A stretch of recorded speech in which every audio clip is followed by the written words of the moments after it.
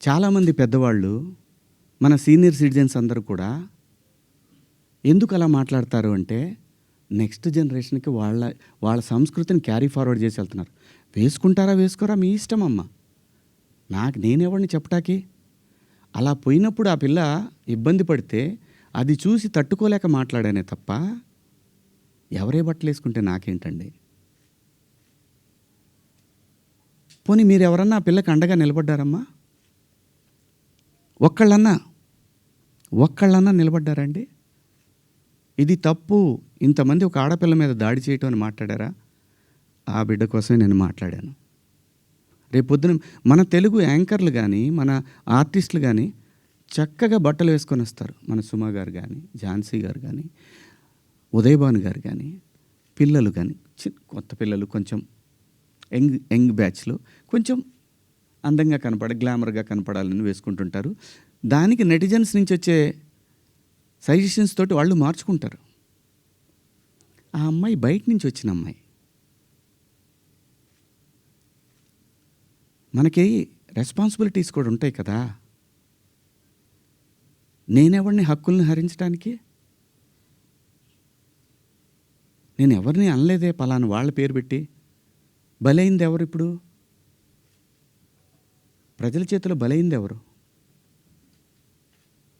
నాకేంటమ్మా, నాకేంటి అనసూయ గారు, మిమ్మల్ని ఎందుకంటాను నేను? అసలు మీరు ఎందుకు వచ్చారు దీంట్లోకి? నేను మిమ్మల్ని ఏమన్నా అన్నానండి?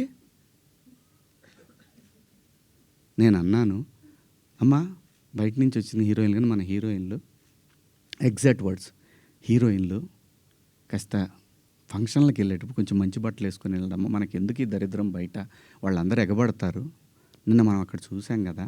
మనం కొత్తగా చూపించేది ఏదైనా తర్వాత ఒక పదం వాడాను, విచ్ ఈస్ రెడిక్యులస్. నాకు వాడకూడదు ఆ పదం. నాకు ఇప్పటికి కూడా అది ఎన్నాళ్ళు హాంట్ చేస్తా తెలీదు. నేనా ఈ పదం వాడింది అని. ఓకే, నేను మనిషినే, నాకు కర్మలు ఉంటాయి, పొరపాటు జరిగింది.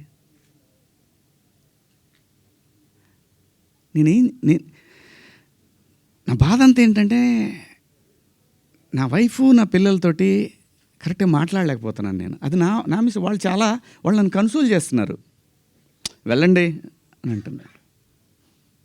అంటే ఎవరికో అయిందని కాదు, శివాజీ ఇలా మాట్లాడ్డే అని ఆ వైఫ్ని ఎవరిని అడుగుతారేమో అనే బాధ తప్ప నేను దేనికి భయపడేవాడిని కాదండి. తప్పు చేసినప్పుడు క్షమాపణ చెప్పడానికి కూడా ఒక క్షణం కూడా మనలో మనం కూర్చొని ఒక మాట అడిగితే సింపుల్గా అమ్మా నన్ను క్షమించండి, నా వల్ల ఈ 2 పదాలు దొరికినాయి అని చెప్పేదానికి దాన్ని చాలా దూరం సాగదీశారు. పర్వాలేదండి, మేము పట్టడానికి ఉన్నాం, పడతాం. సమాజంలో ఎప్పుడైనా సరే ఇలా జరిగినప్పుడు నేను మాట్లాడతానండి, నేను ఖచ్చితంగా మాట్లాడతానండి. నేను ఏ తండ్రి వదిలేస్తారండి పిల్లల్ని? ఇంకొక పదం, ఒకప్పుడు ఒక జర్నలిస్ట్ మేడం గారు స్వేచ్ఛ మగాడిచ్చాడా అనే అంటే ఇదే డివిజన్ తీసుకురావటానికి. నేను అన్న ఉద్దేశం ఏంటంటే స్వేచ్ఛ ఎందుకు కోల్పోవాలంటే, ఒక ఇంటర్మీడియట్ చదివే పాప ఒక సెమీ బాడీ కనిపిస్తా స్లీవ్లెస్ వేసుకొని వెళ్తే ఆ పాప అబ్యూజ్కి గురైనప్పుడు ఆ తండ్రి అనుక్షణం వెంటుంటాడు. అప్పటిదాకా హాయిగా తిరిగిన పిల్ల వీళ్ళ ప్రేమలో, వీళ్ళ పొసెసివ్నెస్ వల్ల ఆ పాప తన ఫ్రీడమ్ని కోల్పోయినట్టు ఫీల్ అవుతుంది. అది దాని అర్థం. మీరందరూ పెద్దవాళ్ళమ్మా, ఎవరెవరైతే నన్ను దోషిగా సమాజం ముందు నిలబెట్టాలనుకున్నారో మీ అందరికీ వందనాలు. మీరు బాధపడ్డందుకు మీకు కూడా క్షమాపణలు. ఇది శివాజీయే ఎందుకు, ఇంకా ఇంతకుముందు చాలా జరిగినాయి కదా. వాళ్ళని అడగరే? నేను చెప్పింది ఏంటి?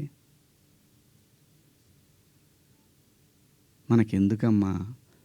సమాజంలో ఏ తప్పు జరిగినా అందరూ వేళ్ళన్నీ సినిమా ఇండస్ట్రీ వైపు వస్తున్నాయి. ఆడపిల్లల రేపులు జరిగినా, లేదంటే తాగి పిల్లలు మాబు దాడులు చేసుకున్న ఒకడికొకడు ఒక సమూహాలు కలిసి, ఆ సందర్భంలో మాట్లాడాలా లేదా? విత్ గుడ్ ఇంటెన్షన్ నేను మాట్లాడినా, నేను వాడిన పదాలు అన్పార్లమెంటరీ. ఆ 2 పదాలు. ఇంతకు మించి నేను ఏ తప్పు చేయలేదు. చేస్తే క్షమాపణ చెప్పడానికి వెనకాడను. నేను ఎదురుదాడికి కూడా వెళ్ళే మనిషిని కాదు. నా కోసం నా ఇంటెన్షన్ అర్థం చేసుకున్న వాళ్ళందరికీ కూడా థ్యాంక్ యూ సో మచ్. ముఖ్యంగా అనసూయ గారు నా ఇన్సెక్యూరిటీ గురించి మాట్లాడారు. అవునమ్మా, మా హీరోయిన్ని అలా వెళ్ళినప్పుడు, దాడులు చేసినప్పుడు భయం ఉంటుందని, వాళ్ళు బాధపడతారని, ఒకవేళ జరగరాంది ఏమైనా జరిగితే ఆత్మహత్యలు చేసుకుంటారని నాకు ఇన్సెక్యూరిటీ ఉందమ్మా. ఇంకోటి, నా మీద మీరు జాలి చూపించారు, ఐ పిటీ హిమ్ అని. చాలా థ్యాంక్స్ అమ్మా. మీకు ఇచ్చిన విశాల హృదయానికి భగవంతుడికి థ్యాంక్స్ చెప్తూ, అదే భగవంతుడిని కోరుకుంటున్నాను. మీకు తొందరలోనే మీ రుణాన్ని తీర్చుకునే అవకాశం భగవంతుడు నాకు కల్పించాలని కోరుకుంటున్నామ్మా. అమ్మా, అంటే ఎవరన్నా ఆవిడ్ని ఎక్కడన్నా ఇబ్బంది పెడితే ఇది తప్పురా అని ఖండించడానికి నేను కూడా వెళ్ళాలి అని. అంతేనమ్మా. ఇంత తప్ప నాకు ఎటువంటి బ్యాడ్ ఇంటెన్షన్స్ లేవండి. మీరెవరన్నా అడిగిన క్వశ్చన్స్లో మీరు పదాలు వాడిని తప్పు కదా అంటే దానికి ఆల్రెడీ క్షమాపణ చెప్పాను. ఇంకా వేరే ఏమన్నా ఉంటే అడగండి. శివాజీ గారు, ఆ రోజు మాట్లాడినా ఈరోజు మాట్లాడినా హీరోయిన్స్ గురించి మాట్లాడాను అన్నారు.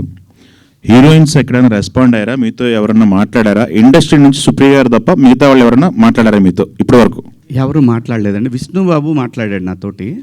ఏమన్నాడంటే, డలింగ్ అని అంటే, సారీ బాబు, నా నుంచి 2 బ్యాడ్. ఇదే ఫస్ట్ కాల్ రాగానే ఇట్లా పదాలు వాడాను.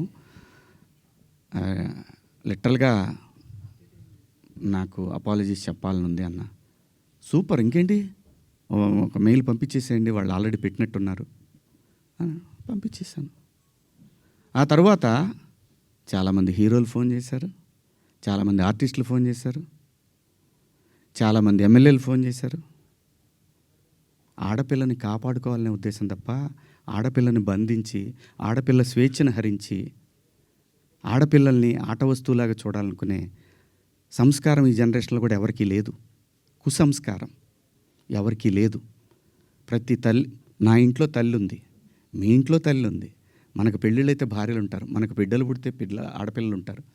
వీళ్ళందరి మీద ఉన్న అపరిమితమైన ప్రేమతోనే వాళ్ళ మీద చూపించే అడుగడుగు. ఎందుకంటే ఈ భారతదేశంలో ప్రతి 3 గంటలకు ఒకసారి రేపు జరుగుతూ ఉంది. ఒక ఆడబిడ్డ జీవితం నాశనం అయిపోతూ ఉంది. ఆ భయంలోంచి వచ్చిందే, అమ్మా కొంచెం మంచి బట్టలు వేసుకెళ్ళరా అని ఒక తండ్రి చెప్తాడు.